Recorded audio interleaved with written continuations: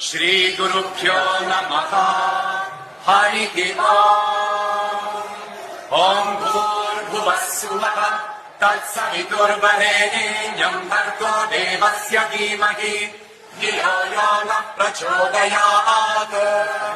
ॐ तत्सयोरावृणीमहे यातुर्यज्ञाय यातुर्यज्ञपतये दैवी स्वस्तिरस्तु नः।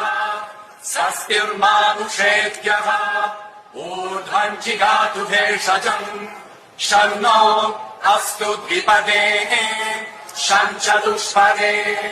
ॐ पृथिवी शान्ता साग्निना शान्ता सा मे शान्ता शुचगुं शमयतु। अन्तरिक्षगुं शान्तम् तद्वायुना शान्तम् तम् मे शान्तगुं शुचगुं शमयतु।